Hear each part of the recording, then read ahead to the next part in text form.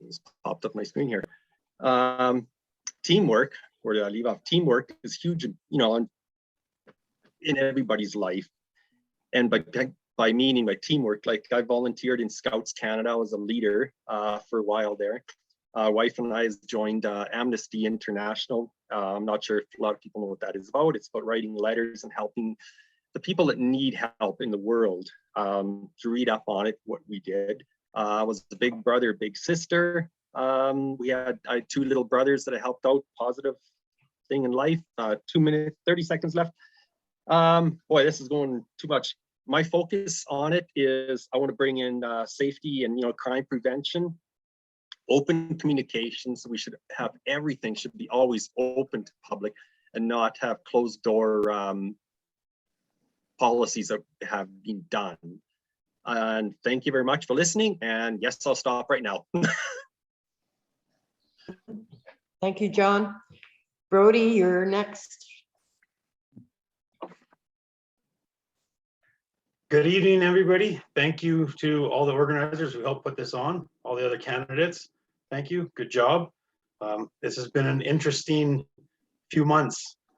Lots of learning, lots of listening, and it's absolutely been a pleasure to meet the majority of the other 9 of us that are running, including the 2 mayor candidates. It's been fascinating. A little bit about me. I have called Coalhurst home for 11 years now. My wife and I permanently moved out here 11 years ago next month. So it's been absolutely a pleasure. We have 4 daughters from 20 years old all the way down to 7. I've been through parenting on my 2nd round now, so I have a lot of experience of what that entitles. Having a couple 8-year age gap between 2 of my daughters, so the youngest 2 has taught me a lot. So I understand the older parents as well as the new parents. It's a lot of work, but we're into the easy parts now. So myself, I was born in Cardston, actually, small town, southern Alberta, but grew up in Lethbridge. I committed myself to youth, to sports, to everything. I have coached high school rugby, high school football, junior high basketball, youth soccer, and anything in between. My kids are involved in dance and every other activity possible. I absolutely enjoy the youth, I enjoy the community of it, and I enjoy teamwork. I work as a facility manager where I run anywhere from $14 million jobs down to ordering pens and papers.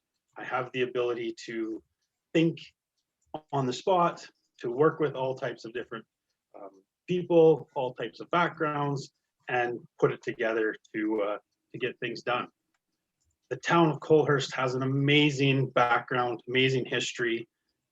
The legwork's been done. It's just about putting it forward and helping us get this town continually growing in the direction that it has been going. Most of the groundwork is already complete, so it's not going to be too difficult. We have everything ready for us. We have most of the stuff set up. Thankfully, our council has done most of the things that they need to do. So we are ready to go forward. And I look forward to working with the town, with the citizens, and I am committed to listening. Thank you. Thank you, Brody. Barb, it's your turn now. Okay, I'm on. Again, thank you very much for everybody. Being at the end, it sounds as though it's repetition, but it's a genuine thank you to everybody that's put this on. It really is. All of the forums. Probably the one good thing that has come out of the pandemic is this opportunity to interact virtually and to learn new social skills. A little bit about me. I was born and raised in Birmingham, England. I trained as a registered nurse and midwife. If you've seen Call a Midwife, that was me. Yeah, and emigrated to Canada in 1971 Became a Canadian citizen in 1973, which was a wonderful experience. I obtained my BSc from the University of Alberta, as well as numerous other postgraduate courses and diplomas. I was a nurse practitioner for about 10 years in the Northwest Territories, working on isolated posts in Northwest Territories and Manitoba.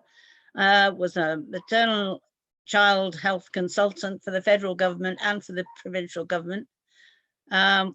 Following which I became the Director of Public Health Nursing for the City of Lethbridge Health Unit, and was then Director of Population Health for the Chinook Health Region. So this pandemic's right up my alley.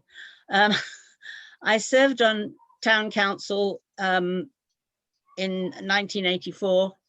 From 1984 to 1994, I was asked originally to serve on the school council, which I did, and then moved on. And then I served as mayor from 1994 to 2004. I took a 10-year hiatus from municipal politics and returned to council in 2013 to the present. It's been a real honor to serve. I still am learning. There's so much to learn. It's a constant growth. I've seen council grow from a village of under 1,000 to a town of nearly 2,000. If you ask me what I was most proud of, there's lots and lots of things that we have done over the years. I think Miners Memorial Park is one of the things that was early done, and then many of the other projects. Issues I consider a priority are the appointment of a permanent fire chief and the director of emergency services. This is a critical town safety issue, and I really think we have to get going on that. And the acquisition of a new water license if we're to expand, and then the development of a commercial area to supplement the taxes other than the residential properties. Thank you. Thank you, Barbara. And Deb, you are up now. Awesome. Hello and welcome. For those I haven't had the pleasure of meeting yet, my name is Deb Florence and I'm running for the position of councillor. I just wanted to say thank you to the forum hosts and the volunteers for making this virtual forum possible. I also want to say thank you to the outgoing mayor and council. Thank you for your gifts of time and commitment to this community. I grew up on a small farm outside of town and I come from a large family, being one of 6 kids. My husband, Jeff, and I have been living in town since 2011 and we have 2 wonderful boys, Riker and Cooper. I am a child and youth care worker and a certified child care supervisor. My career path has been anything but linear, and I've had a few jobs over the years, including briefly opening my own business in town, an accredited day home. I've had the pleasure of volunteering in a few different capacities, from the Miners Days Historical Association of Coalhurst to the Alberta Emergency Management Agency to various volunteer jobs. I believe my volunteer involvement led me to employment with the town of Coalhurst in 2017, and I was employed there as part-time as a recreation coordinator until the beginning of the pandemic. During my time working for the town of Coalhurst, volunteering in town, and a brief period of running a business in town a few years back, I found things weren't as straightforward as they should have been. As a business owner, it was incredibly difficult to get licensed in town despite being with a registered agency. With my roles as a volunteer and rec coordinator being similar, I often felt ill-equipped to make changes and had to jump through seemingly meaningless hoops, and often felt roadblocked by archaic policies and age-old arrangements. Recreation is needed and lacking in Coalhurst, but from my experiences with the town, I see it as part of a bigger picture. If businesses are having to jump through hoops, we're most likely not appealing and losing prospects, and we're not diversifying our business and tax base. Even simple things like sponsor requests are overly saturated. We need to be updating and changing things to be able to facilitate growth and encourage businesses and individuals alike to be a part of this community from a volunteer and a commerce perspective. From a communications and transparency perspective, I think we can all agree improvements need to be implemented. We need to be updating policies and practices to be able to tackle difficult issues such as policing and animal control. We need to be laying solid groundwork for plans for development, recreation master planning, and housing development in town. These are things I want to see as a member of council. I'm an ambassador for change and growth, and I want things to be much better in Coalhurst. I believe I have the skills to be an effective member of council, and I believe I have the grit and determination to learn what I don't know. I'm a hard worker and have strong work ethic. I believe this translates well to working with council because I'm motivated to make progress. I have a heart for this town and a desire to see it flourish and thrive. I value community involvement and pride myself in being a community builder. I believe it is on each one of us to make this community the kind of place we want to be a part of. I want to earn your vote to sit at the council decision-making table and represent the residents of Coalhurst. I am running for a better Coalhurst. Thank you. Thank you, Deb. That's the opening statements from all of our candidates. We will start taking messages on the chat or questions on the chat. I do have some to present right now. This one is directed towards Scott Ackerman and Taralyn Craig. During this campaign, communication has been brought forward as an issue in the town. The town of Coalhurst already has the following already in place: website, town news, Twitter, Facebook, code red for emergency, open access to town council, 2 signboards at the major entry points for the town. Other than the fact that we have no town crier, what is the issue and what would you do that is different and enhances town communication with the residents? Taralyn, will take you first.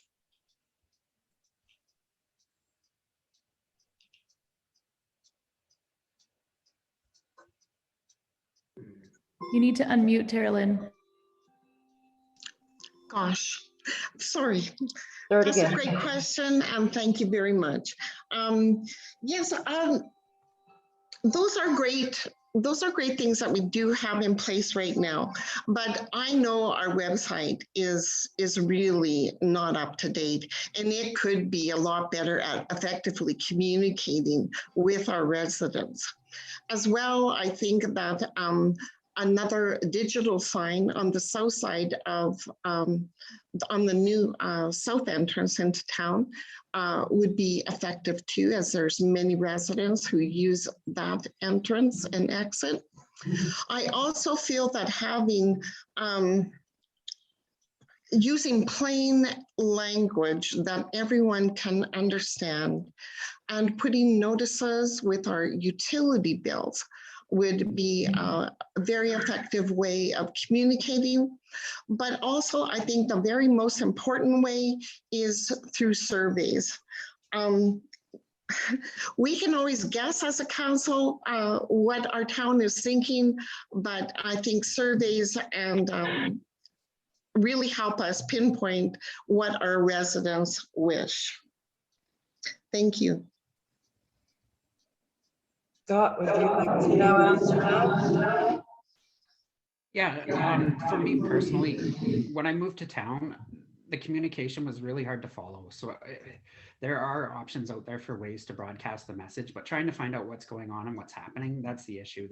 It's not coherent in the way that the information is presented. What I would like to see is I'd like to see an update. Scott, I'm going to have you start again. You need to get closer to your microphone or something. Oh, okay, I'll just move it right here. Sorry. So my biggest issue with communication as somebody that's new to town is the fact that it's very disjointed and it's not coherent by any means. Trying to find information, you can find bits and pieces here and there. Even looking at this PATH project, like the major announcement for that was through a candidate's blog post. Like I feel that there should be one spot where you can go for the information in town to be able to find accurate information and timely information. And that includes things like if topics are going to be discussed in an upcoming council meeting, you should know ahead of time so that you can be prepared to present your opinion if you have an opinion on it. I think what we need to do is look at the communication policy, find a way to utilize that better and have a little bit, I guess, just kind of have more of a plan for the way that we want to project the message out there and make sure that it's out there early. There are things like the town newsletter. It's like, I would love to see a note from council on there saying, hey, this is what we're up to. These are what we're going to be talking about. You know, come out, have your voice heard. I think community engagement is key. And communication isn't just speaking to people, it's listening to people too. We should be having more town halls and open forums where we can get feedback from the community to find out what really matters. So I think that's kind of in a nutshell how I think we can improve our communication. Barb, you wanted to address this particular question? Oh, no? Yeah, I did actually, very quickly. I wonder if one of the things we shouldn't be looking at is an advocacy group, citizens advocacy group, similar to London Road, that can communicate backwards and forwards with council and can have representatives from various parts of the town and various organisations. That's something I would be willing to consider. That's just my comment on that. Thank you. This one is for anyone. In your opinion, what is the most important item the council will need to address after the election?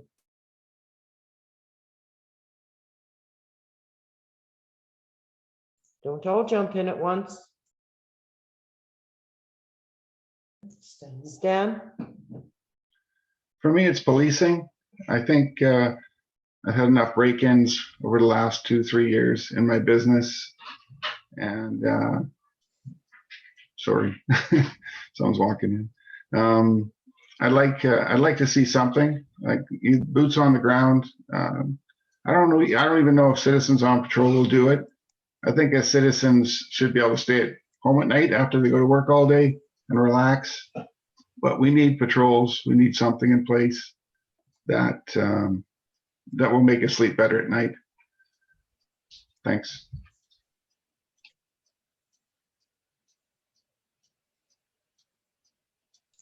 Jesse?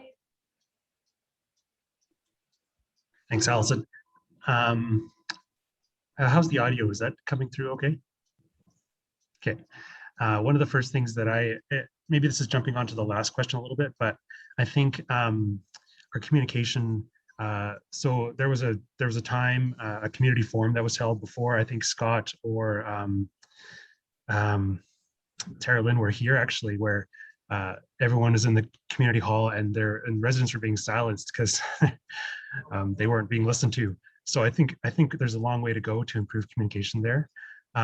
One of the things that I think is beyond communication is having actually, dialogues, engaged dialogues, like empowering citizens to be involved, right? And not just on behalf as a councillor, right? I think, committees like the Rec and Culture Committee have members at large, right? And bringing people, regular citizens into this decision-making progress, giving them the ability to make decisions. So part of that is the Councillor Code of Conduct. I know there's been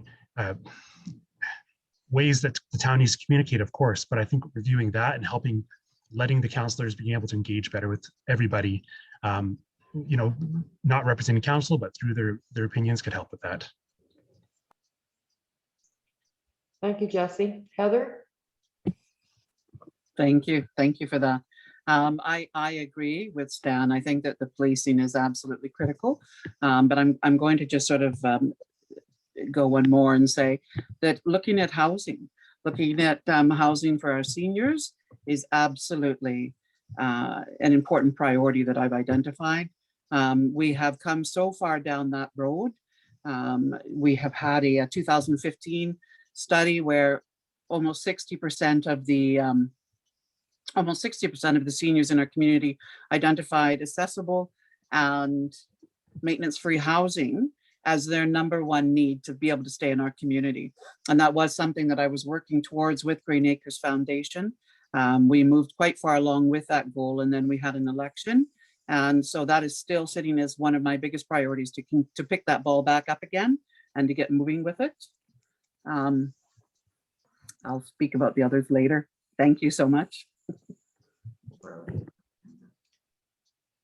Brody, you're up next.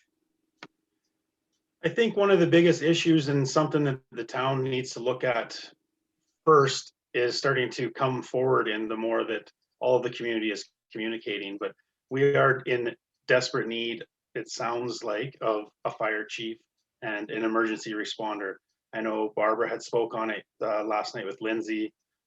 That is a key position in this town that I think needs to be addressed right away. I know that the CAO, that will basically fall onto his lap, but council needs to help and make sure that is going forward. And possibly my thoughts would be, we need to have an open conversation. Maybe that does tie into the policing as well. Maybe we can have a joint position with the fire chief as well as our peace officer that can be our emergency team. So maybe those are conversations we really need to look at and push forward right away. Okay, John, and then we'll move on to the next question. Thank you. I know we're starting to repeat ourselves a little bit, but I mean, community watch program, I think is, it's not very much, but I believe it's something. Something is better than nothing. We can start with that. I know walking the streets isn't much, but it's a twofold. You get to watch your area a little more, help out others, and possibly even make some friends out of it too. The other thing is, another thing that has to be done fairly quickly is more things for youth to do. As youth, kids grow older, admit it, you know, some of them like going by the wayside and getting in trouble and stuff. If they have activities to do or feel that they can get involved in things, there's less crime. You know, that's going to be a twofold thing right there. And there's a bunch of things, but those are the two things I think we should tackle fairly quickly. That's my input. Thank you. Thank you, John. This is for anyone to answer. Taking into consideration the following, that the town of Coalhurst will experience a significant reduction in provincial funding, that this reduction in funding will fuel increased competition for the limited grants that exist, and the need for the town to supply matching funds, labor, or land for many grants. We have witnessed increased calls for recreational opportunities and other services. How will you fund these programs, and will residential taxes be increased as a result? Anybody need me to repeat that? It's on the chat.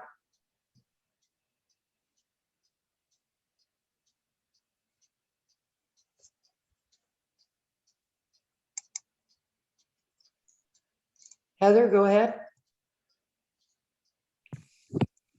Thank you very much. I know that we're going to be getting hit provincially. Times are tough everywhere. The biggest hit is to our MSI funds. So the first thing we need to understand is that our operation costs are not going to or our operation budget is going to be not impacted. There are grants available. They're not going to be as many, but we need to look at recreation that is a little more sustainable, that is a little less operational and resource intensive. I mean, there's a number of wonderful things that we can do. Not that long ago, they were going to pull out a BMX track, and I requested that they just turn it into a hill for tobogganing. You know, I mean, something as simple as that. Upgrades on our skating rink. You know, the Parks and Rec Committee put together a spray park. These are all things that don't require a lot of operational costs. They're not resource intensive.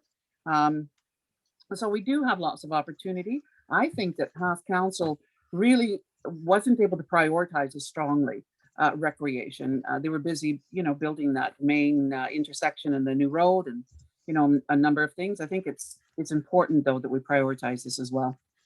Thank you. Deb, you can go ahead. Sorry, me? Okay, so I think that it's incredibly important to be fiscally responsible with our tax dollars, but I think we need to look at our budget and areas of historic spending and maybe look at areas we need to trim down in addition to seeking out new funding opportunities. Coaldale at the beginning of 2020, when some of this stuff was kind of coming down the pipe with COVID and everything, went through and really looked at their budgets and cut some historic areas where they were overspending, and we're able to shift things about to make a little bit of room there. I think if we look at towns that are similar in size and location to us, we can take on some of those ideas. I also think we should look into a cost analysis of contracting out some services and what the differences that would make on our budget. And then kind of like what everybody talked about, or I think it's been talked about before, is some of those different granting streams, the green infrastructure funding, some of the federal funds and things like that. So I think it'll be a challenge, yes, but I think it's something that with the right group of people, I think we'll be able to take on. Thank you. Jesse? Thanks, Allison. So as an architect, I work on very large projects. You know, $10 million is kind of a small project for us. And throughout the design and construction, we're constantly having to manage the list of things that people want versus what they can afford, right? And so I'm doing this daily through my work, finding ways, creative ways to try and provide as much utility and functionality to the people who use these buildings in order to you know, meet their needs in a in a good way. So I bring that to the table when looking at budgets. I don't think increasing taxes is something we want to look at. We want to be able to try and partner with other public sectors, such as say the school division, right?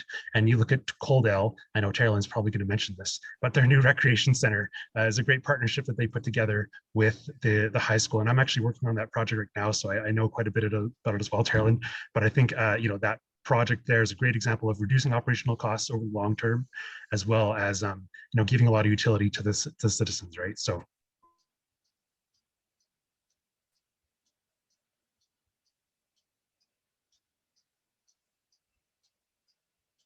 Sorry. Taralyn, go ahead. Thank you. I think it was really great news to hear that Lethbridge County will be contributing to recreation dollars to their municipal partners. But I think, though, with having said that, I think that we need to be respectful of these dollars so they don't pull back on funding again. There has been a lot of talk about grant money for recreation, but I don't feel that the Alberta government will be generous with recreation grants. And in our small town, we'll be vying for the same dollars as other municipalities. So that means that, and those other communities have full-time grant admins or people that are totally dedicated for only that purpose, applying for grants. But nevertheless, I don't think we have to reinvent the wheel. We can come up with very creative ways to provide our residents with recreation. And we can take, like John said, we can take a page from other communities and steal their ideas too. Thank you. John, you're next, and then we'll go to the next question. Perfect, thank you. Just a couple comments, not too lengthy. I'm thinking there's a lot of grants out there, and I know some of them are going to be cut back, but are we utilizing all the grants? Are we even looking to see if the grants even apply to us? Are we even thinking about even looking for grants, or just, oh, we can't afford that and that's it? Let's just try, see what else is out there. And if we try to get new businesses in town and give them a tax incentive, you know, some people might say that's not fair for existing businesses, but it's a tax incentive for the first, say, year or two, just to help them out, and it brings in money and more people into town, which means if somebody moves here, that means twofold. It brings in taxes from the person living here plus the new business. I mean, it's a start. It's something to look at. Thank you. Thank you, John. Okay, we have a question in the chat right now. It's actually about 3 together, so we'll address them. What do you plan for a tax reduction for the town? What plans do you have for services that will lower the residential tax base? What other services are you looking to bring to Coalhurst? And what are you doing to keep councillors' pay at the present level?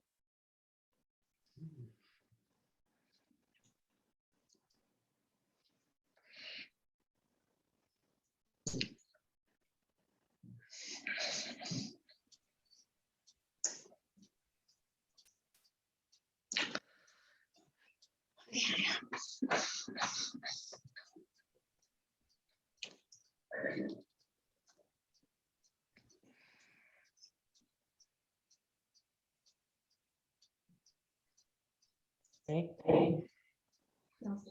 Deb, go ahead.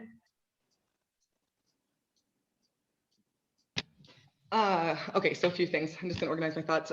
So for other services to bring to Coalhurst and the things like that, I think that we already have a lot of awesome services in town. I think we for sure need to look at bringing in additional services, but I think that there's things that we already pay for. So whether we pay for it through the town or, you know, some sort of through the Alberta government, but we do have services. So I would like to see services like FCSS. I would like to see that kind of increased and broadened for more people to be able to take part in. And then would like to bring in services like broadening the recycling services. In order to, I don't think it's wise to promise tax reductions for the town, especially the way it's going. But I think that if we take a really good look at the budget and look at our historic spending, as I mentioned earlier, that would be a good way to look at needs going forward and where we can prioritize our spending. In terms of the services that will lower the residential tax base, we can look at, and I hope I'm answering this correctly, bringing in more diversity to kind of help alleviate some of that pressure. Thank you, Deb. Scott? Thank you. Rick, I'm not sure if you're aware, but there is going to be an increase in the cost for policing in town, combined with the province cutting back the MSI budget for small municipalities. It's going to be a little bit tricky to say we're going to be able to reduce the taxes for the town. What I think we really need to do is take a deep dive into where the budget stands, look to see if there's places where we can find improvements in there. Maybe it's cost sharing, maybe it's combining with another municipality near us to provide a service at a reduced cost. If we can kind of partner with them, we'd have to take a hard look at what's available out there and see what we can do to kind of get the most bang for our buck, you know. And sometimes it might be as simple as even just asking for a discount. With what I see in my work, sometimes, you know, that's enough to get a little bit of money off. And I mean, hey, if we can do that and save a few bucks, why not give it a shot, right? Thank you, Scott. Heather? Thank you. Now, right now, or currently, we have a development that's looking at occurring on some land that we have we've annexed. So it is our hope that by working collaboratively with them, creating opportunities that we can get that commercial area in our community. So that will diversify our tax base. We have a number of initiatives as well where we're trying to work in partnership to look at some kind of an industrial park. So there's been a lot of work that's been put into how do we diversify and how do we increase our tax base to really, you know, remove some of that burden from our residents. But these things are all in the works. We anticipate that they're going to continue regardless who gets on council. So tax reduction, man, you know, it's tough when you live in a small town. We still want the big infrastructure items. So, you know, I have to say, and I'm just going to brag about our administration for a moment. A 2018 municipal spending, tax spending report that came out. It was called the Alberta Municipal Spending Watch report came out. And out of 182 communities across Canada, Coalhurst ranked number 11 for the best spending practices per capita across Canada. So I have to brag a little bit and say that we have really been managing budgets well. I know it doesn't always look that way because we don't have diversified.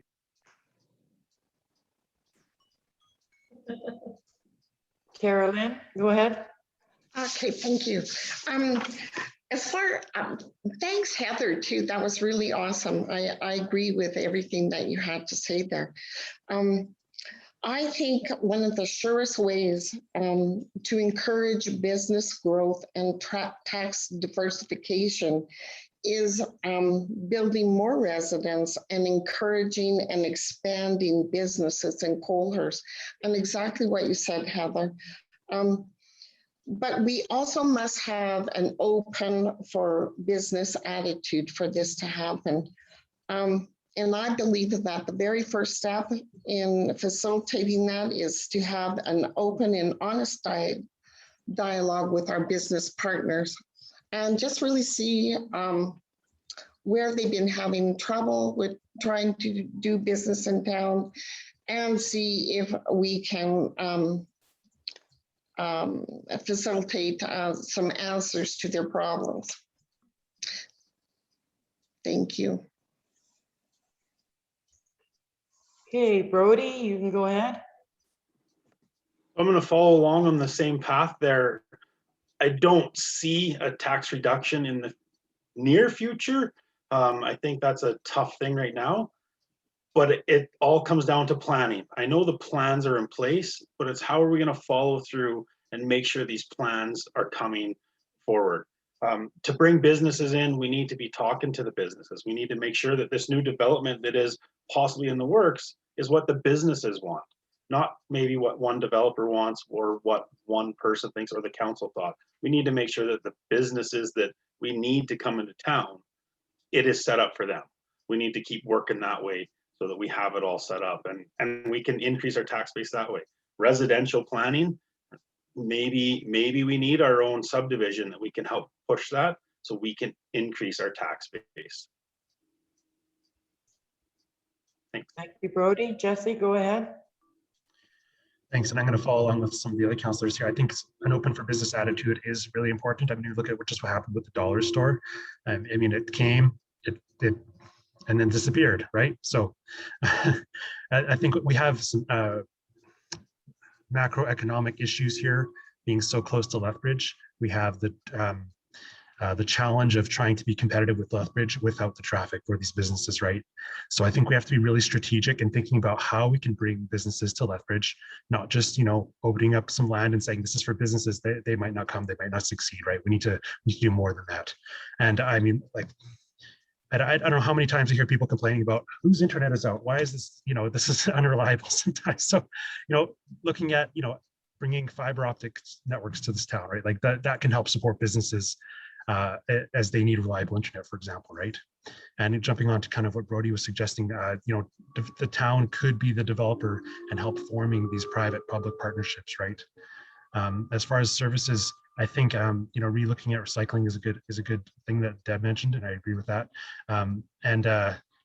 But one thing about growing the town more is that we do have to provide more services, right? So that doesn't necessarily solve our issue of just providing more houses, right? So we need to look at that balance.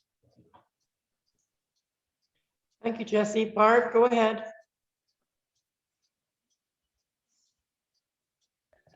Okay, thanks. I think Heather gave an excellent explanation of where we sit generally with the other communities. We do try, I think, to try and keep on a par with the other communities, if not a little below, as far as our taxes are concerned. I'm not sure that I would make any, I really support a lot of the initiatives that have been suggested, the recreation and other things, but I think we have to see where the budget is this year before we make any real commitments. This budget's going to be not going to be easy. Somebody asked what we're doing about keeping councillors' salaries down, and I think for the last 2 years we really have tried to keep them at a level, and I think probably would do the same again this year. And you know, it will depend on, as I say, on the budget, but it's going to be tight, and I think we're going to have to look very carefully and prioritize where we go. If you ask about what we are trying to do to bring things in, we have presently got, we're presently trying to work with the county to share a business area. It does seem that we might have to try and annex in order to get that operational. But I think we can do a lot of things in a different way that might help us save some money. Thank you. Our next question is, who is the best candidate for mayor and why?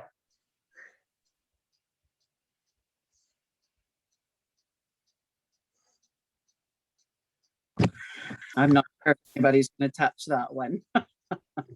That was kind of my feeling. Okay. I'm really not.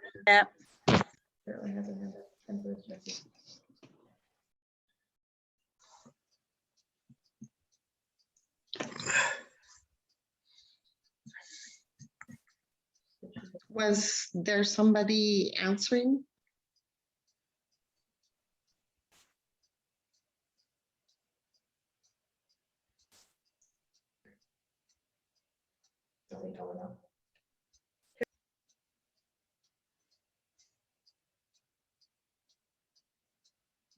Go ahead, Taralyn.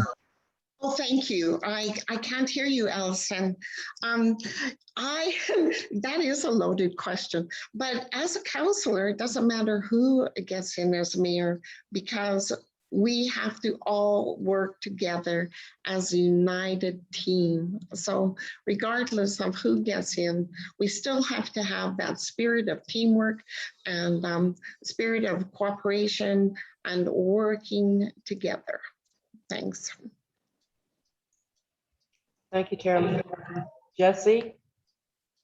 I kind of wanted, I was going to kind of say the same thing, Taralyn, so you kind of stole what I was going to say, but yeah, I think the best candidate for mayor is someone who's going to listen to the other councillors and work together as a team, right? So that's all I wanted to add.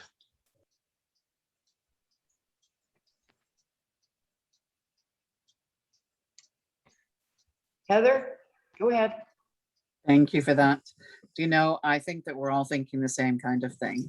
You know, we're really looking for people who can work together, who can collaborate with others, and who can respect each other's ideas, and really act as that chair of the committee meeting that gives everybody the opportunity to have a voice at the table.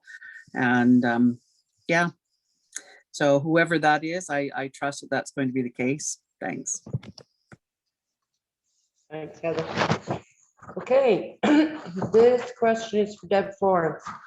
You noted in a public space that to address funding issues, a deep look would need to be done on historic spending, and you would suggest eliminating unnecessary costs and call for an appropriate administration model. You also noted that you would want cost comparisons done for clarification projects over a certain dollar amount must be tendered publicly to ensure transparency of process, selection, and competitiveness of costs. Please explain the following. What do you consider to be unnecessary costs? And what do you mean by an appropriate administration model? What would that look like? Are you targeting a reduction of positions at the town? And if so, what positions would be eliminated? That's also on the chat there, if you need a refresher. Hi, thank you. No, your mic is coming through quite fuzzy though, Allison. I'm just, sorry, reading that a little bit. Okay, so in terms of unnecessary costs, just going through the budget and looking at places where we're spending maybe without, getting, so for instance, I know that there was a few years where the Youth Center Committee was getting money each year, and that money wasn't always being used, right? There's areas that like that we can look at. I am definitely not proposing any targeting any positions with the town. I don't think that would be appropriate to speak to, especially in a forum like this. And in terms of an appropriate administration model, I think that when we look at, again, other small towns around us and what's kind of going on there, we could shift or create areas in our positions to be able to include things like grant writing for community and social development and things like that. Sorry, I feel like I haven't fully answered the question, but the 30-second thing is coming on. But really just going through that budget with a fine-tooth comb with fresh eyes and looking at areas where we may be able to trim down. Thank you, Deb. According to the RCMP, this is for anyone. According to the RCMP, the crime rate in Coalhurst is low. Crime rates have been discussed by a few of you. Do you feel there is a need for additional police officer services in Coalhurst? What information or data are you basing the suggestion on?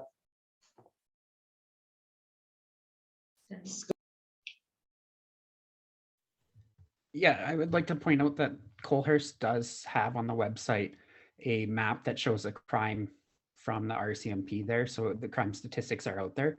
Looking at that map the other day, I noticed that there's crimes that are being posted about on Facebook that aren't being reported.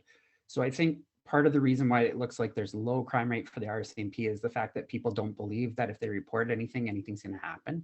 I think what we can do as residents is start reporting things to show them that, hey, we do have an issue with crime here, because a lot of it's kind of like, well, my bike was stolen, but I don't have a lot of information. I'll probably never see it. So why bother reporting it? But I feel that we need to report it. Maybe it's looking at our existing policing options with the price of policing going up. That's something to say, hey, we're going to have to pay more for this. So it's like, we'd like to see a bigger presence in town. I know that traffic is often an issue too. So it's like, maybe we can tackle that at the same time. Looking within the community, we can leverage the peace officer, maybe see if we can look at getting the hours outside of like a 9 to 5 type of hours, have a couple evenings and weekends, you know, like shift the time around so that we can have a little bit better coverage there. I think the biggest thing is getting a presence seen in town, and that should help address some of the crime. Stan, you had your hand up? Yes, thank you. Thank you, Scott. I agree wholeheartedly on that. I know we've talked about that before. I've also talked to private security firms, and I know we can get a deal. Like it's not like there's a lot of training out there for these officers, and I know some that work for as low as $15 an hour. And again, we're just looking for a presence, like something preemptive, you know, because there doesn't seem to be any preemptive at night. The RCMP aren't showing up, and so I'd like to see someone just, you know, walk around or drive around in a car and you know, just deter. That's that. You know, I've got broke into so many times with a stack of RCM cars that thick, and it's very frustrating. And like Scott said, they're not reporting it. And you know, something simple. We don't have to do something really expensive. Just help the peace officer, help the RCMP, so we can actually get, you know, because it's just going to bring business into town. If they feel peace of mind, you know, people. We got a whole pile of new construction coming in now, like protecting the construction materials so they don't get ripped off. Everything. It's just so important. Thank you. Heather, go ahead. First off, let me say, I feel as though I might be speaking a little more than my fair share. If anybody else wanted to speak to this, I'm delighted to give the floor. But I have to say that I believe that we have moved in this community from preventative to reactive policing model. And so that idea of police officers, you know, the boots on the ground driving through our community, being seen and being a presence, that's something that's been lacking. We've kind of lost that whole community policing idea. I understand that there's a backlog at the courts, but we are starting to become triaged out of services because our primary crimes in this area are crimes of theft, under, and mischief. As with any other rural community, those seem to be the biggest numbers. So I have advocated with the RCMP, and I continue to do that. I think it's important that we continue to push for the idea of a return to community policing. I think that they'll find that the costs are significantly less if they create a presence rather than have to react to crimes afterwards. And my 30 seconds is up, so thank you. Barbara, go ahead. Okay. I really was impressed with one of the conversations we had earlier on with people in the parking lot when we had that meet and greet. And one of the suggestions that came out, and I think it was a very good one, is that we could supplement the bylaw officer with security on out of hours, on the weekends and maybe in the evenings on occasions. That would help particularly with, and that we could pay attention particularly to areas where there are lumber and building going on, and where, you know, where the storage units are, because I know that Stan has really had, and others have had, a lot of difficulty with break-ins. I do think that people are reluctant to call the RCMP because they don't get a positive response. And I really think we have to take the RCMP to task. I think we've got a new commander now. I think we have to sit down with him and discuss how they can do, as Heather says, community policing, because we need some sort of revision of how it's being done at the moment. Chris, I believe your hand is up next. Yes. So I was just thinking, like with the Lethbridge's community watch that they have, or the watch, I wonder if like we could do something like that and partner up with them, because I'm sure there's a lot of our high school youth that would probably be like to do something like that and get in toward criminal justice and stuff like that. So that would be a nice way to have them starting into that kind of a program. So with community and the watch, I wonder if that would be something that we could look at doing too. Thank you, Chris. Jesse? Yes, I completely agree, Chris, with some partnership, I think, community group. I think that was talked about in the mayor debate as well, and having the community as part of the community watch or something like that. But one of the things that I know that was brought up online was the fact that even though the RCMP records, not all the RCMP records are posted online, right? So even though somebody may have reported it, it doesn't actually pop up as because it's not updated regularly or whatever, right? It's just not up to date. I wonder if part of taking on that responsibility for policing could be a better tracking method that could be addressed in the town, and have our bylaw officer address those, in conjunction with the RCMP, right? Partnering with them a little closer to make sure that residents are heard, feel they're being heard, and then we have some more solid data to address issues going forward. Thank you, Jesse. Brody? I agree with everybody. I think presence is our biggest concern. We need to have some boots on the street. One way I think we could potentially look at it is our peace officer / bylaw officer, who essentially is doing the role of two positions, as well as sharing time with barons in another community. So maybe we look at that position, and maybe the town needs to support her in an administrative way, so that we can actually produce some more time for our own peace officer to be on the street. I know that doesn't help with the after hours and 9 to 5, but potentially we can offer that same peace officer some overtime or some extra hours that would be a help to the community to maybe hit some of those weekends, or a few drive-throughs on nights and weekends. So it's just a thought out there. Those are the types of things we need to start looking at to possibly think of. Thank you, Brody. I have another question here. There's been a lot of talk about bringing businesses into town. Since we don't exactly have a town center, where would your thoughts be on placing these businesses so that they're in a central location? That's to anybody.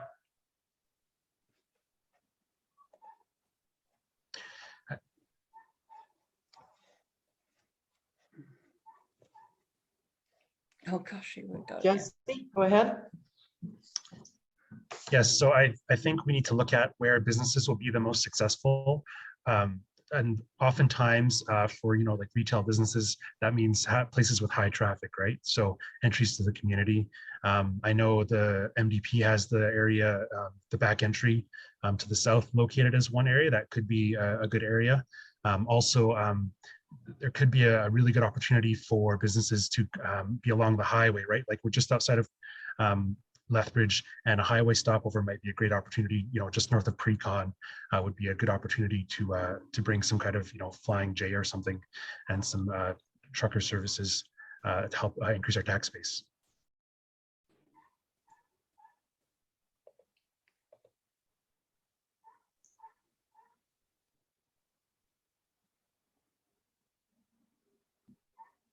She's muted.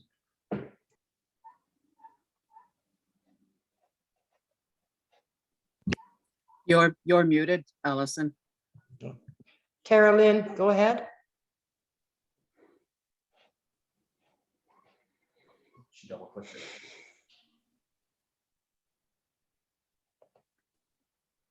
We can't hear you. Taralyn, you accidentally double clicked your mute.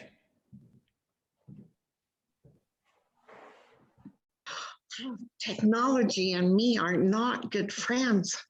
I think that our present council has a pretty good handle on where they want to have the new business Main Street, I guess we can call it, and also the a business an industrial section in town as well. So I think we just have to build on what they've already got going. Thank you.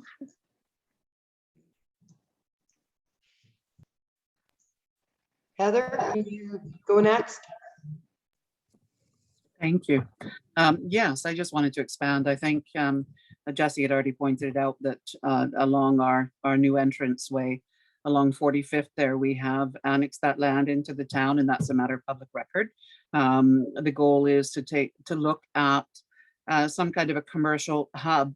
And the discussion is not only do we want to have access where people can drive in and out on their way to and from, but also sort of create that walkable community space, like have a beautiful little green area and a walkable commercial hub to keep that small town feel. That is part of the goal. Directly across the highway, we'll also have our new naturalized stormwater pond with a lot of green space. So it's the hope to create it as sort of a heart of a community with all of these, within distance of each other. Thank you, Heather. Deb, go ahead. So one of the things I mentioned in my opening remarks is making it easier for people, or making it easier for folks to do business in Coalhurst. So yes, I think it would be cool to have areas for commercial and industrial development, but I also think we need to look at our processes now and how it is in order to be able to get people into town. So improving access to the information on licensing, permits, and policies relevant to doing business in Coalhurst. And then supporting businesses as they are in town. I love the plans for the development along the new exit out of town. I think that's just wonderful, and I'm so excited for that. Brody also brought up an interesting point in one of his lives about kind of using some more of that pre-con area, and I think that would be kind of interesting to explore as well. So definitely looking forward to having a bit more industrial and commercial areas in town, and also improving access to those areas as well. Thank you, Deb. Chris, go ahead. Yes. Yeah, we have a unique town the way we are set up here with being on the highway here. We have a lot of options, and I think the town has kind of looked forward to making it on the new area there. And I think that would work good, just going forward with what they have kind of in place. And then even just looking toward more down the road and working with those kind of ideas. So, thanks. Thank you, Chris. Barb, I believe you had your hand up too. Right. Yes, I did. I just wanted to say that that area north of Precon, I'm not sure all of that belongs to the town. Some of it is privately owned, so we would have to work on some of that. And we are working, as I say, to try some light industrial with the county. But the major area, I think you're right, is down on the of 223 on the new development that is proposed along that road. That's where we would like to see it. And I think that's where council would be working with the developer in that development plan, probably to start to get that area developed. There's not a lot of room in town itself at the moment.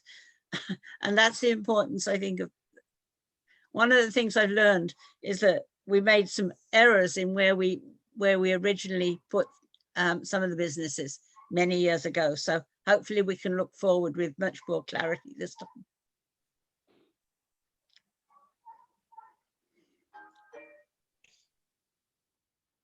Okay, we have a question back here. It says, would you consider a rollback on salaries due to the effect of COVID? Any takers on that?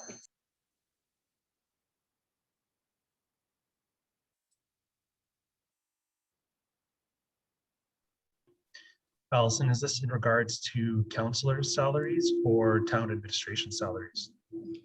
Or both?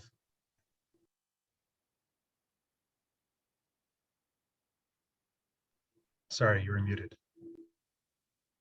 Sorry, it doesn't really indicate whether it's, well, it doesn't indicate whether it's counselors or salaries. So if Rick could maybe clarify that for us, we can come back to it.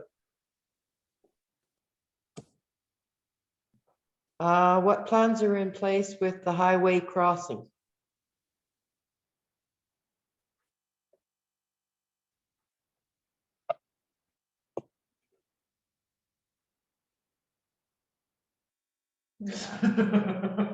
Barbara, go ahead, please.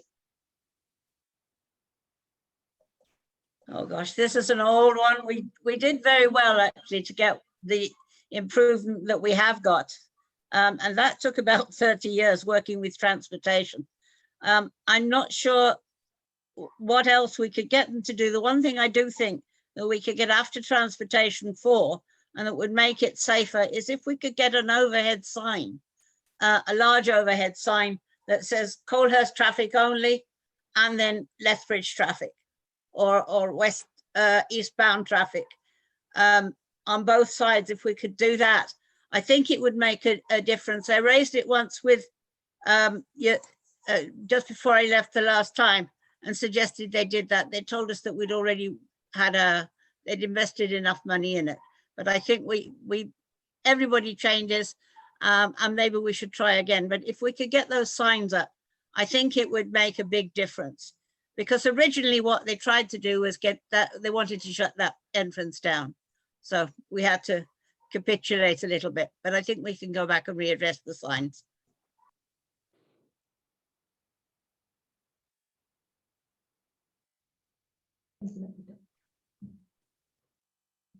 Okay, Chris, go ahead. Yes, so again, like with what they've done to the road, we have seen, like with the fire department, we have seen lower incidents on it, but again, it's the people that are speeding, not paying attention, and all that is a big problem. The signs, I really like that idea. I don't know what else we could do, but a nice sign that brings things out like that would be really nice to see up there and help out, I think, a lot more. Thank you, Chris. Jesse? Thanks, Allison. If you've ever driven out to Coaldale, you'll know how many lights there are on the highway, right? Broxburn has a light. Why does Broxburn get a light and Coalhurst doesn't have a light, right? I don't know why. I'm not a traffic engineer, but it seems like it could be an easily solvable solution. Signage is a first step. Maybe lights are the next. I don't know. Brody? So I spoke on this a little bit on another forum, doing a live there with Lindsay as well. And I think we still need to investigate the overpass possibly being at the Kip intersection. I think there's opportunities still there to work with Blood Tribe. That intersection is unsafe as well. We've fixed our intersection, but that one is not helping. So we have CP Rail, Precon. There's a lot of staff members that are in both of those facilities that use that intersection. So potentially that becomes a little bit of an overpass. And again, like we've kind of talked about, maybe that becomes in a little industrial site, a roadside turnout. We have an overpass there. You got all these towns, High River, everywhere. They got 3-4 overpasses coming off of the highway going into their towns. And we struggle to get something. We need to really work with Transportation Canada, I think, to come up with another solution. What's happened at our intersection is fantastic. It has helped a lot, but we need to keep that work going because there's other options as well. John?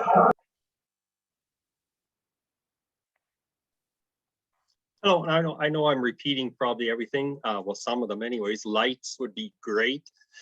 That would solve a lot of problems. But if lights are not going to be possible for the next X amount of years, what about slowing the traffic down? I don't know if that's possible because it is a highway, but at least it's an option. You know, there are places where you have to slow down because you're coming up to a residential area or a major intersection.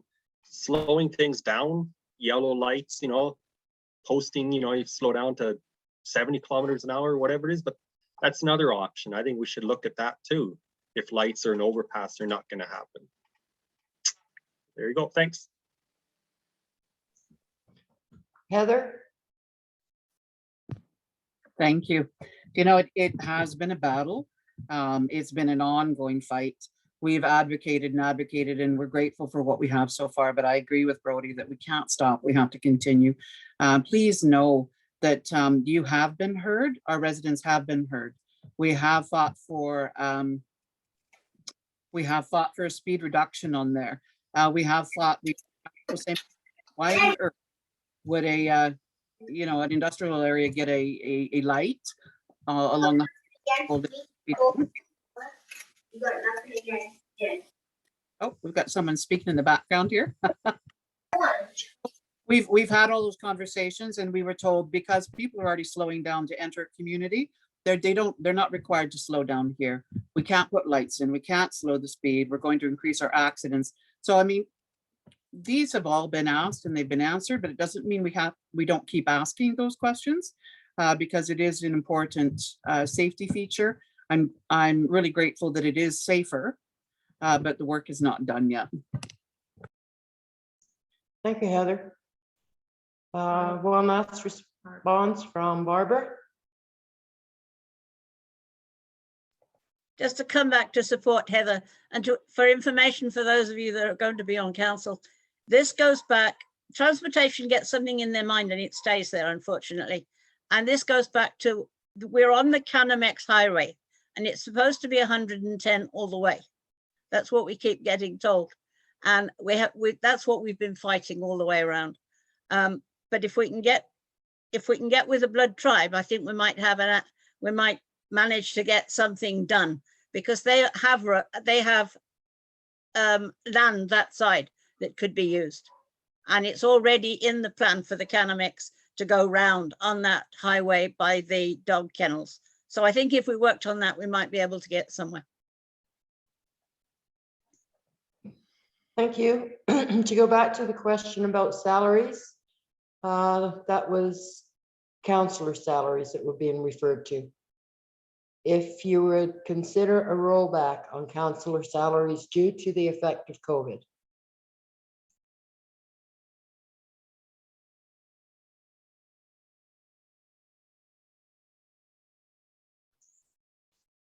Jesse?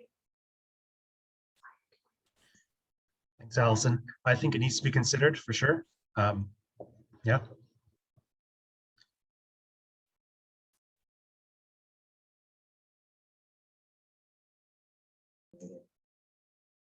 Heather?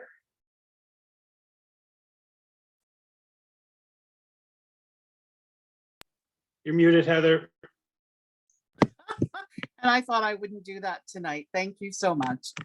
You know, I already take a pretty good revenue cut many times when I come to take part in council events, and I'm good with that because this work kind of feeds my soul. My other stuff pays more bills. This one feeds my soul. So I don't see why not. I mean, why would we not take a small cut to recognize that you know, we're all struggling. Thank you, Heather. Our next question, what skills have you gained in your personal life that will benefit you in council? This is for everyone.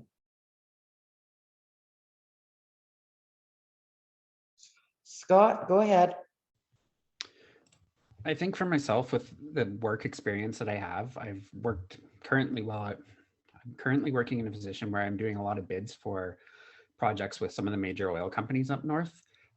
With that being said, there's a lot of attention to details. You know, you got to go through everything, make sure that all your I's are dotted, your T's are crossed. Sometimes it comes down to getting a registration for something, right? So you have to follow all the codes and make sure that everything is kind of up to par with everything there. So I think with that problem solving skill and seeing the bids that we're putting out as a company, as an employee, I think a lot of that would relate to council when doing evaluations of proposals for projects in town, you know, just kind of having that mindset of what people can provide, how we can leverage that, you know, and just kind of go over everything there. I think that that would be a strong skill set to have, just kind of get lost in the details a little bit more, maybe so than the public speaking, and just kind of have a fine eye for the details and pay attention to those. Thank you, Scott. John? Hey, we're back. Boy, that's a big question too. What I've learned over in the past is in my sales service company I've worked for the past 30 years, is when I've dealt with all the food manufacturing plants, you listen to them and then you discuss what they've said, just to make sure they know that you understood what they said. and then react to it and give them options to help them out. It's not about the small, the small dictate the large. It's you help them, in turn helps everybody else. Also, when you're volunteering for people with clubs like Amnesty and Big Brothers and Scouts Canada, it actually makes you feel good. And that's what partly council should be there for, is to help everybody. When everybody is happy, you 30 seconds was fast. 30 when everybody else is happy, it makes you want to work more. And basically it's wow, 30 seconds fast. Okay, I'm done. Jesse, go ahead. Thanks, Allison. I think as an architect, I have a lot of experience with professional responsibility, being responsible for the decisions that I make. Many of you might not know, but architects can be held personally liable for, if they make the wrong decision, if a building collapses or somebody gets hurt in a fire, right? Like that kind of responsibility should be held by the councillors as well. They should be taking the opportunity to account regularly to their citizens. Also, I think working collaboratively and iteratively to make the best decision. Sometimes, council may think this is the correct decision. We go out on the field, we find something new. We need to be able to go back and relook at that decision and come up with the best solution, not just try and force it down because, oh, we've already made that decision, right? Let's try and make the best decisions possible. And we need to listen to the citizens. And that's kind of what architects are doing all the time as they listen to their client, right? And then, of course, budget and goals. I think architects, they have to manage the budget. They have to keep it on target, like I've mentioned previously. But I think setting a goal, so many times you set a goal, this is the building we want to see, and how are we going to get there, right? We can't get lost in the weeds, looking at the little details when you try and set that goal and work towards it, and set measurable tasks along the way and milestones that we can achieve, right? That's what I've done. Thank you, Jesse. Chris? Hi. Yes, so with me working with the Health and Safety Committee, I was a health and safety coordinator. So it was bringing all the information to my committee and working with my committee. My committee was made up of all the different sections of the building, which was nice because they all had a say for their area and they brought it forward. So they all were an expert in their areas, and having that conversation with the group and being able to work things made it so much better. And then I was able to put that in motion forward through the management and that. The other part is the fire department. It's huge for being a team player. If you're not a team player, people can get hurt. Usually the one that's most experienced will lead, but with being on a volunteer, who knows who's going to be out there. So team playing is huge, and working with a committee is huge, and that's what I have. Thanks. Chris? Taralyn?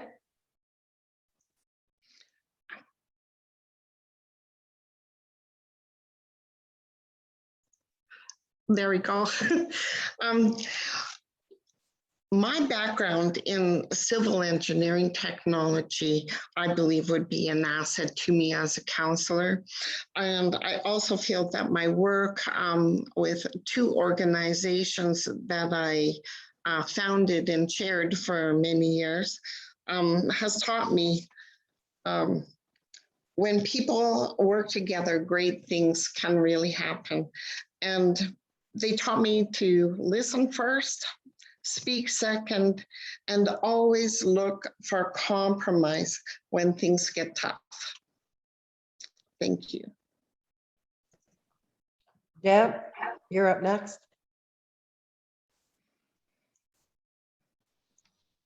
I think I heard my name. So for anybody that knows me, I haven't always been a great speaker. In fact, I'm really good at opening my mouth and inserting my foot. So one of the things I've had to learn in my life is some communication skills. So that's a skill that I've really feel that in the last few years I've developed and gotten much better at, hopefully. So I also feel that I have a few leadership skills from some of the opportunities that I've been able to be a part of. And I feel that some of the volunteer opportunities and the boards and committees that I've been on I believe those experiences just translate well into working as a counselor. And then, of course, just being a mom, I feel like that constant multitasking is also going to be a good asset. Thank you.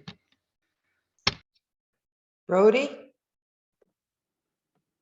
So mine's pretty basic. If you haven't figured out, I love sports. Like I always talk about, leadership, teamwork, listening. If you can take a bunch of youth kids into the battlefield and let them follow you, you lead by example, you show them what to do, you let them do it. You have to be able to listen to them, follow. I love to lead by example, but most of all, I take that in and I just ask the questions. They all have the answers. You just have to get them to say it and tell them. So just working together as a team with the community, large group, small group, it doesn't matter to me. I love that socialization of it. Thank you, Brody. Heather? Thank you. So I have worked in nonprofit for most of my life. I've done project development where sort of that recruiting and maintaining volunteers were absolutely critical to the wellness of the different projects or the success or even the fact that I keep them running. I am an advocate. I have always been an advocate. I continue to be one. I'm a problem solver. When you're working in nonprofit, you're working with little budgets and you're trying to find ways to really get the biggest bang for your buck. And it requires a lot of creativity. It requires thinking outside of the box. And there's not a reason in the world why I can't bring those skills to the council table and say, you know what, let's look at this from a different angle. Let's get creative. You know, let's try something new. And that kind of passion is the kind of passion that I bring to the council table. And so this is something that I think I've been kind of working towards this for much of my life. Thank you.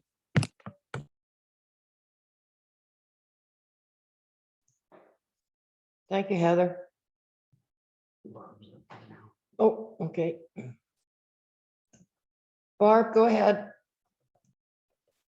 Yeah, I've learned a good many things since I've been on council.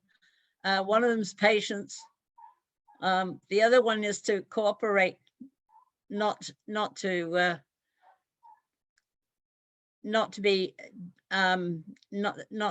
be conflicting. And the other thing is to get the facts from the people that are the experts in, when one gets into planning and some of the other things that we get into, get the legal information when you need to get the legal information for the safety of the town, because you can make judgments that can leave you somewhat vulnerable. So I've learned to listen. I've learned to cooperate. I've certainly learned to work as a team, and I've certainly learned the value of listening to the experts. You don't always have to agree with them, but it's very important that you get all the information before you make a decision.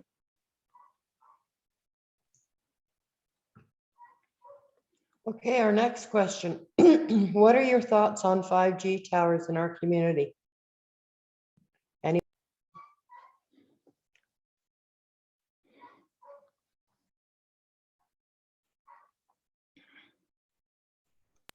Okay, we'll carry on to the next one.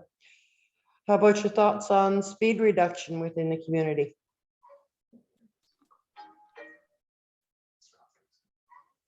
I don't think we did.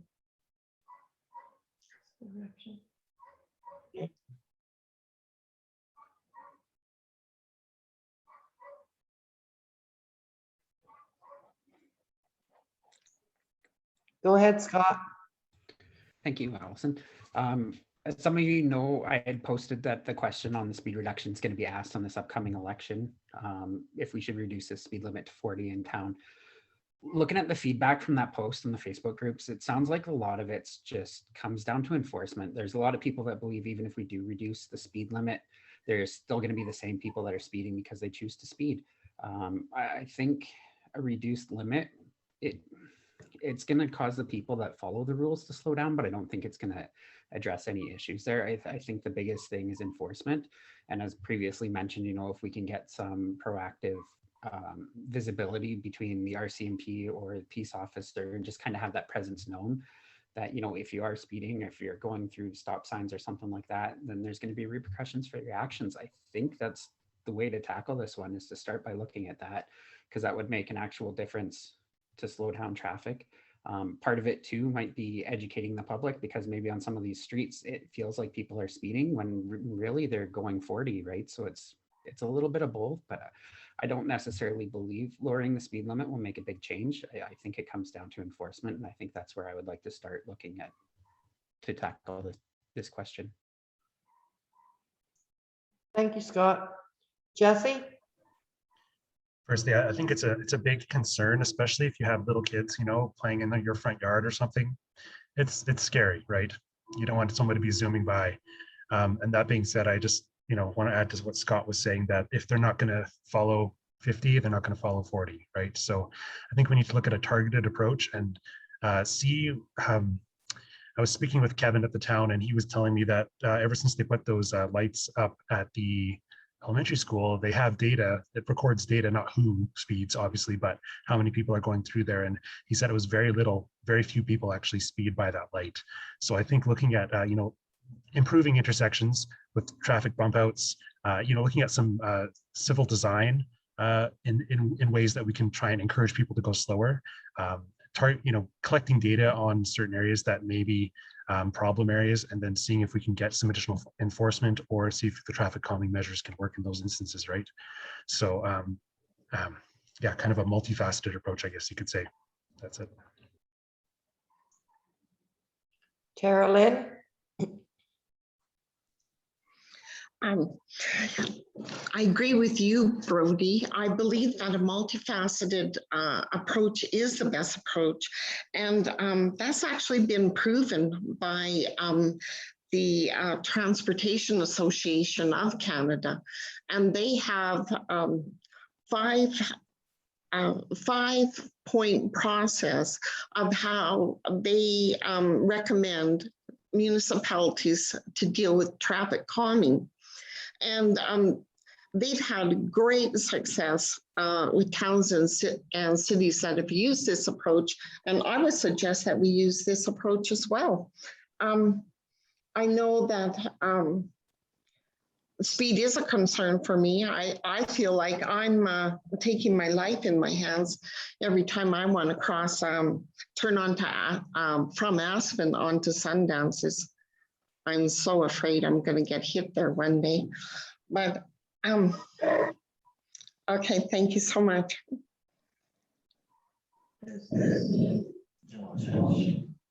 Deb, go ahead. Okay, so I'm kind of two minds on this, because I agree. I think that I would support lowering the speed limit, but I think that it's still going to have issues, so that people are speeding are still going to speed. I live on Sundance Drive, so by the time people get to in front of my house, I feel like they've had an opportunity to just crank it. And you know, we do have kids that we play outside sometimes. Taralyn kind of touched on this, but what I would be interested in seeing, and which has been proven to be effective, is some traffic calming. So I'm looking at things like the bump outs, right, that they've got put in on 6th Street. I'm from here, so I don't even know 6th Ave. Or, you know, traffic circles, things like that. So that are physically making people slow down, right? So is there some really cost-effective ways we can bring in some of those solutions? And then really quickly, in regards to the 5G, although I know very little about it except for the little notch next to my cell phone, I think that we should get some 5G in town. Thank you, Deb. John, go ahead. Hello. Hey, I know we're starting to repeat ourselves, but it is important. The repetition makes things happen. Enforcement is going to be a big thing. Lowering the speed limit, it does help, but really how much? Speed bumps, I think, is another option. It does make more people slow down, especially near the parks and schools, and that's basically, it does work. Like speed bumps do work. I think it's somewhere to start with, and we can go forward from there. Thank you. Thank you, John. Chris, go ahead. Yeah, so my thought is that too. Like, if we lower the speed limit, it's just punishing the ones that are actually driving the speed limit. But I'd be curious on knowing like if there is certain areas that are more faster than others, or if it's just all over the place, and be able to look at different ways of it, like the speed bumps as well as that. But like if it is like before you leave the town and everybody's whipping out that way, look at things for there. So I think it's an idea of if it's all over the place or if it's just certain areas so that we can pinpoint those ones and work at those areas.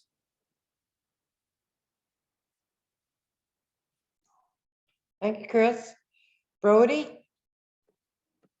Real quick, the 5G tower, I support Deb on that as well, and kind of, you know, maybe that's a little bit of a revenue thing that we can bring into town. So that's something we definitely can look at. I think you got to look at all of the effects of it. I know there's going to be different opinions on that. Speed limit lower into 40 is just an absolute confusion, especially for visitors into town. I don't think we would get the result we're looking for. Like everybody else is saying, we're going to have to look at other ways to enforce that and come up with ideas. Creating confusion for visiting members is, I don't think, ideal. Heather? So I'm going to be the standout in the crowd, and I'm going to say that I do support reducing our speed. I think we're a small town. I think it takes 3 minutes to get from one side of the town to the next. And if reducing our speed a little bit sort of encourages that kind of traffic flow, is going to keep our kids safer. You know, we want to keep an eye on kids, but they're out running around and they're playing. I know that we currently do have one radar speed display. We brought that in just as a trial to first off educate and then to track our people speeding. I think that there's lots of opportunity for us to get more of those and set them up in key locations. I know it up at AUMA, I was speaking with people that create those, and we can expound on that. They can actually take pictures and they can actually ticket people that are speeding. So enforcement doesn't have to be a big expense. It doesn't have to be, you know, paying someone to sit on a corner and hand out tickets.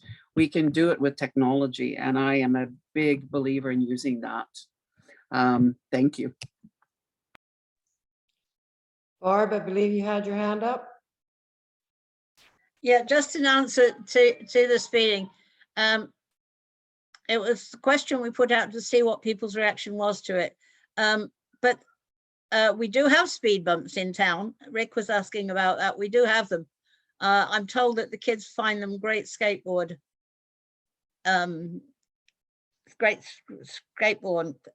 addition. So I'm not so sure about the speed bumps. I do think there are the other quietening measures have worked fairly well, and I'd really like to see more of those lights that have that tell you what speed you're going, because I don't think a lot of people speed intentionally. It's usually a heavy foot and oops, I wish I'd known about that. So I think those, if we could get some more of those lights, it would help. Okay, everybody, we'll take this last question on the chat here, and then we're going to draw to a close and go to the closing statements. So this should be a big one for everybody. The previous council/mayor have left a big lasting legacy impression with the secondary entrance into town. Thank you to the outgoing council for that. As new council, 4 to 20 years from now, what do you see as your lasting impression on Coalhurst?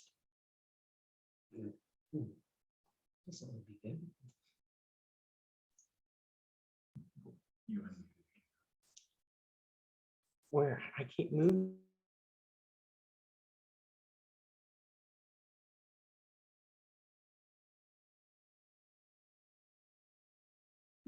Deb, go ahead. So that's a really good question. I think I want to say like a lot of things, but the thing that I'm going to hone in on is something that's like near and dear to my heart, and that's recreation master planning. I would like Coalhurst to have like the biggest, baddest recreation master plan, you know, that we can be looking at for many years to come and referencing as a part of our steady growth. So I think it would be a recreation master plan. Thank you, Deb. Heather? I do have a couple bucket list items, and they are, well, those and the people that are sitting on the screen in front of me are the reason why I put my name forward again. I'm really excited. So my hope is to have that seniors housing facility. You know, we had this beautiful vision of a living building where we had a senior center and a library on the main floor, space for commercial business, and have that seniors apartment with the extra land set aside to put in a lodge as the need arises. That is something that is just near and dear to my heart. As well, something that I've spoken incessantly about, and that is our naturalized stormwater pond, which is now just being built. And I cannot wait to see that come to fruition. I think it's going to be a beautiful asset to our town. And what's really cool about it is the operational costs, again, are going to be significantly less than our current. And that has really been the theme of me traveling through council, is how do we keep our operation costs lower? How do we bring them down? And I look forward to, oh, I could go on, but my 30 seconds is up again, and I appreciate you listening. Thanks. Thank you, Heather. Jesse? Thanks, Allison. If 4 years from now, if I'm elected, I would like to look back and say that we partnered with the school division to get a new high school. I think our current high school is run down and it doesn't even offer any CTS opportunities to our youth. They have that trailer, but it's not great, right? I think looking at all the school, I work on a lot of schools in my office here, and we see time and time again that the Alberta government looks for projects where partnerships are already in place, and they will approve funding for those projects that have another partner, right? So if we can get together with council and set this as our priority, set some funding goals, and put that together with the school division, we have a much larger chance of getting a high school sooner rather than later, and keeping our kids in Coalhurst instead of having to send them out to Lethbridge, right? So that's my big thing.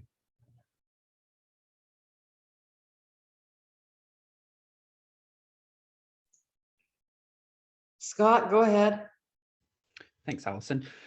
For me, I would like to reach for the stars. I would love to say it would be great to have a rec center in town. This obviously isn't something that we're going to be able to pay for right away. It's going to take some planning. Maybe we can piggyback that onto a new school build for the high school or the elementary school. If they're doing that, maybe we can tie in with that a little bit. But I would love to reach for the stars and say, let's get a big rec center here and give people something to do as a recreational activity or a place where we can get together. I think that it would be a good community hub and it would be something to work forward to. Again, it's going to take some planning and it's not going to happen overnight. And we have to be fiscally responsible in our endeavors to make this happen. But that's something that I would love to see down the road. Thank you, Scott. Chris, go ahead. Yeah, hearing about the high school, like that's good. Working there for 7 years, I could really see that being, because I know a lot of the kids that had to leave because we didn't offer the programs and whatnot. That would be second, but my first dear to me would be a senior place or an adult living. My mom just had to leave Pincher Creek to move to Lethbridge. Unfortunately, well, all of our kids are here anyway, but it's a huge shock to her to go from a small town to a big city, even though she comes here a lot. So I would really like to see that so that our aging population don't have to go through that, because it is huge having to deal with traffic and all that. So that's what would be my big one. Thank you, Chris. Stan, did you have your hand up at one point? Yes. I'd like to hopefully develop the land for business enterprises, entice them with our lower tax base that we have now. I know as a business owner, if I was to move my business into Lethbridge, I would almost pay double.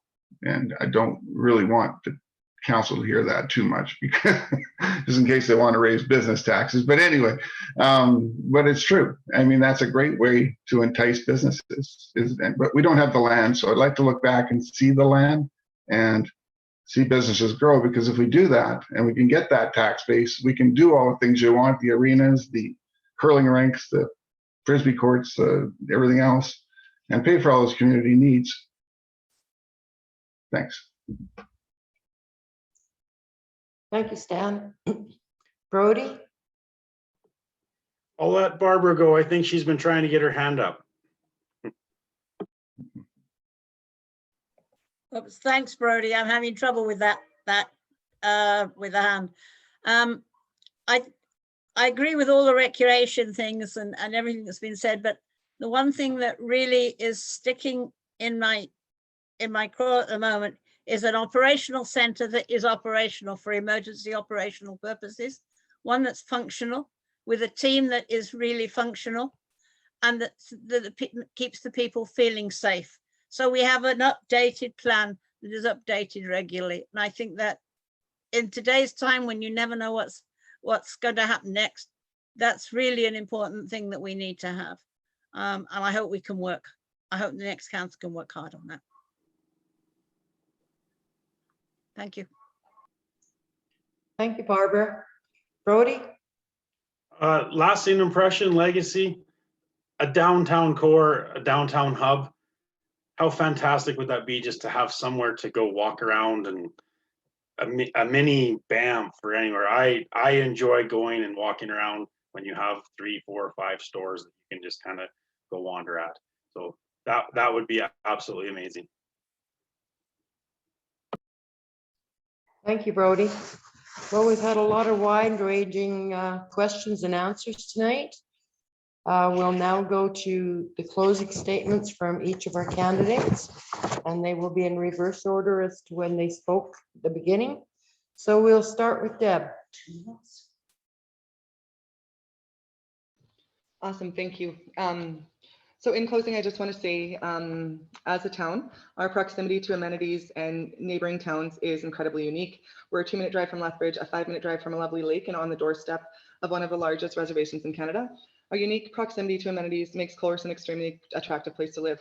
It also brings its own unique challenges to work through as a community, and I believe with the new council, we can work hard to lay a solid framework for supported growth and development for years to come. Our proximity to Lethbridge shouldn't be an excuse for lack of services and options in town. Rather, it should implore us to be creative in ways we can tap into those resources in Lethbridge while developing and maintaining our own assets unique to our needs as a small community. I also believe we should be taking every opportunity to explore intermunicipal operations with the county and other small towns near us to alleviate financial burdens on the town. When we talk about community and I think of our time living in Coalhurst and being involved, I've been so blessed to have been able to work collectively with some of the greatest folks I've ever met. And I've had amazing relationships and connections during this time. And I wouldn't be where I am without the many gifts of friendship and mentorship over the years. So my husband, children, and I, we really do have the best people in our lives. In all that we talked about tonight and with your vote, I can be a part of making a difference with this new council group. Change isn't always a fast process, but it isn't impossible. My slogan is for a better Coalhurst, not a different Coalhurst, because Coalhurst is awesome. We have awesome things and awesome ideas and most of all, awesome people. What we need right now are improvements and updates to make Coalhurst better. A better Coalhurst for right now and a better Coalhurst for next generations. On October 18th, vote Deb Florence for council. Vote for a better Coalhurst. Thank you. Thank you, Deb. Barb, you're next.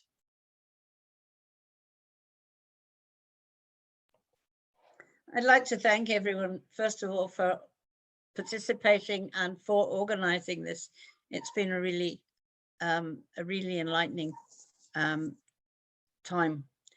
I look forward to seeing Coalhurst grow and to be the best small town in southern Alberta. I think we could even expand that beyond southern Alberta because I think we have a great small town. There's still a lot to do. There's exciting projects on the way. The high school project is certainly on the way, and we have to continue to work cooperatively with all of the surrounding communities to make Coalhurst better and grow it in a way that people really want to move here and enjoy it. It's a wonderful place to live. Thank you, Barbara. Brody, you're next.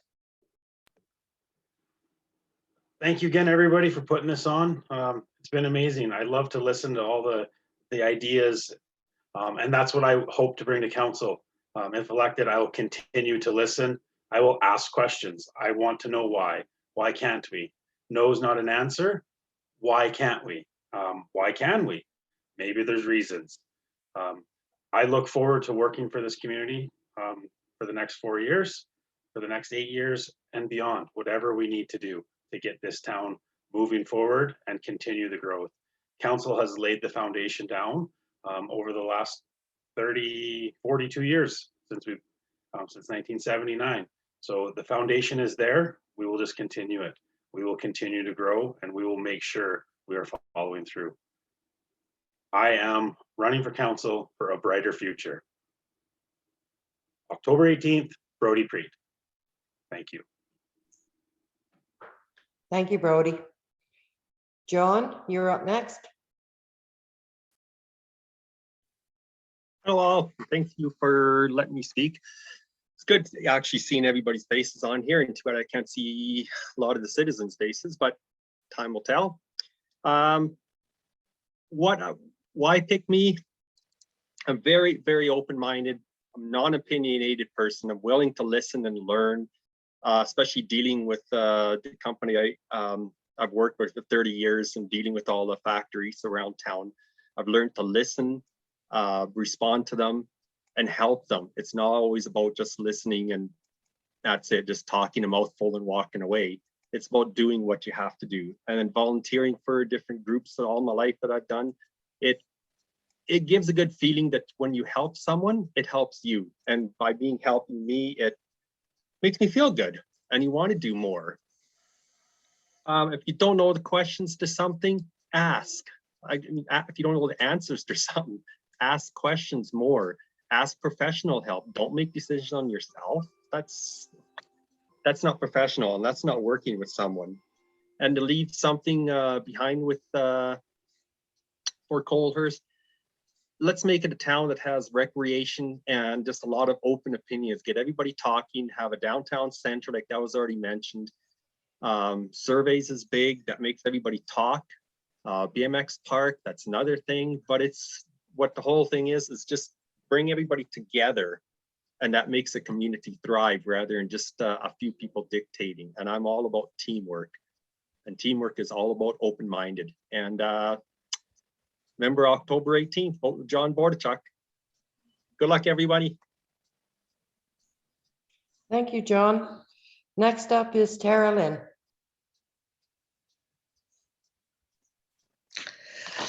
Thank you again to all of those who organized and participated in tonight's forum. I hope that you have gotten to know me just a little better tonight. And if you want to gain more insight, please feel free to contact me through my Facebook page, Taralyn Craig for Counselor. All my contact information is there. I will be an independent and thoughtful member of council that will work hard to achieve consensus. Hello, Mr. Brightman. I will work hard to achieve consensus on the important decisions that need to be made during the next 4 years. My principal core values of professionalism, integrity, respect, and good ethics complement my zeal for municipal politics. I will give 100% of my time to our great town. Many people say they would like to run for an elected office, but say they are too busy to take on that responsibility. I have found that busy people often make the most effective members of any group. Good evening, and please vote Taralyn Craig. Thank you. Thank you, Taralyn. Heather, it is your turn. Thank you. So I'm going to share what my commitments are with you. I ran out of time earlier, so I'm going to be short and to the point. I want to promise you that I bring many strengths to the council table, and I am committed to remain open, to remain approachable and accountable to my community, to work with developers to ensure smart managed growth that builds spaces for our commercial business needs and community gathering needs, to build community and recreation infrastructure that is environmentally sound and cost-effective to operate, to work with our community partners to secure housing for our seniors and for our community members unready or unable to afford our housing costs. To continue relationship building and collaboration. And I spoke in great detail earlier about that this is truly the cornerstone of being successful at the council table, in our community and our region, and with all levels of government. I want to promise to you that I will continue advocating with the RCMP for a return to traditional community policing and increased presence in our community. Our citizens should feel safe. And I know this sounds like a lot, but governing a growing and vibrant community is a lot. It requires someone able to know that there are many moving parts and each needs equal attention. I like to think that I am that someone, and it would be wonderful if you all did as well. I ask for your support and your vote on October the 18th, and I thank you for listening to me. Thank you, Heather. We'll go to Stan now.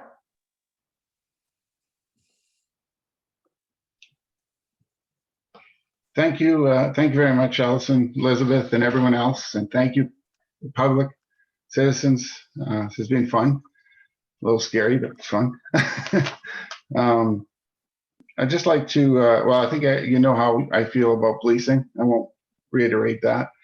I would like to see if I would get elected. I hope we can continue to see beneficial collaboration and communication.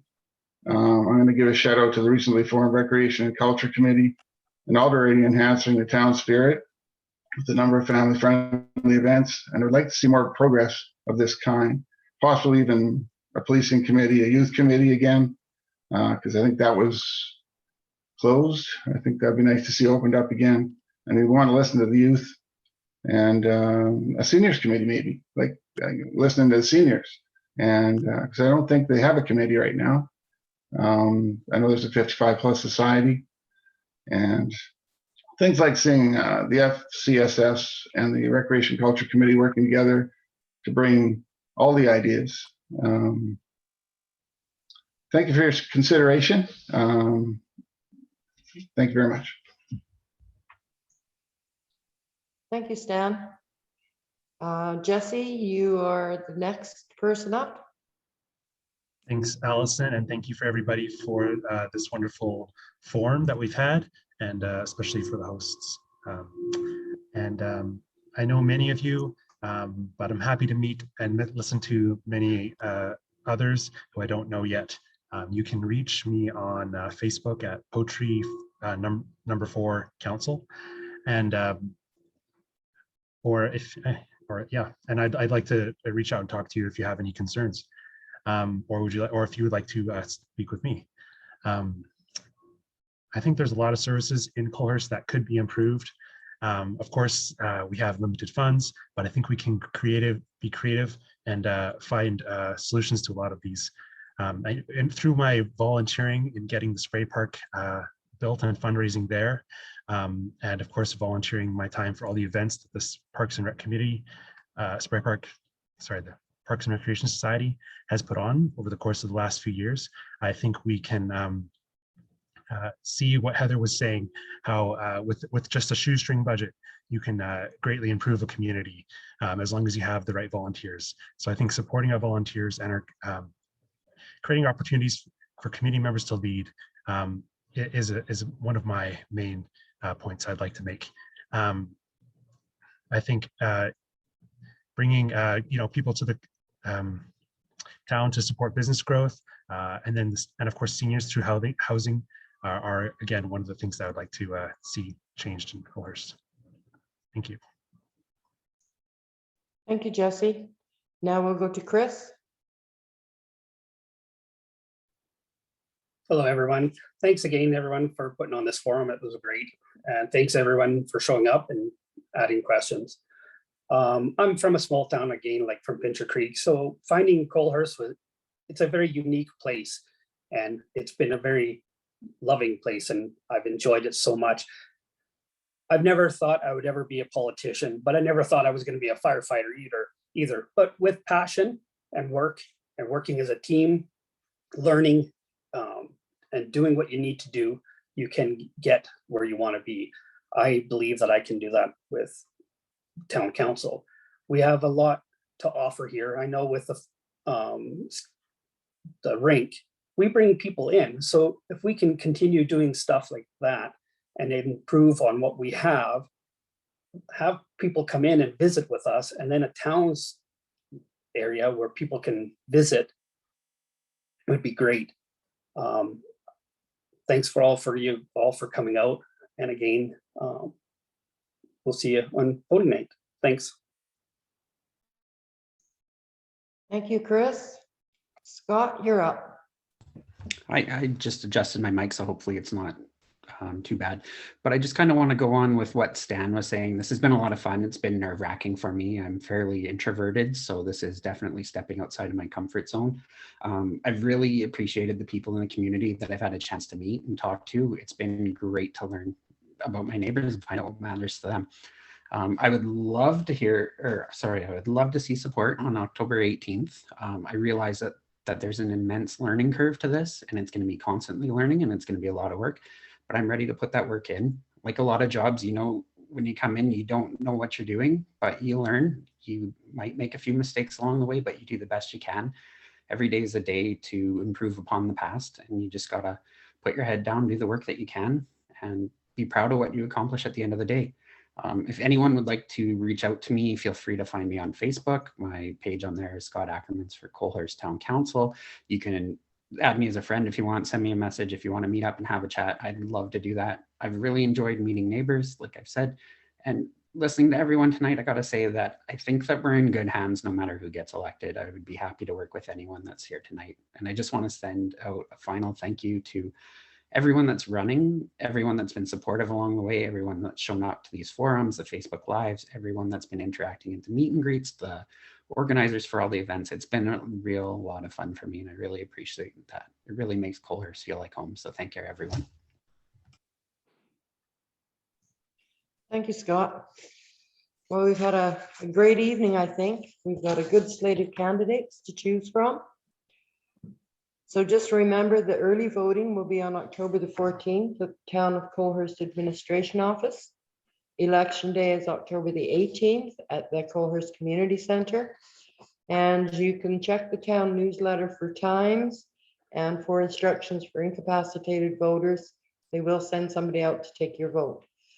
So thank you very much to everybody who took part. It's just great to see everybody involved. And good luck to everybody on the 18th. Thank you. Good night.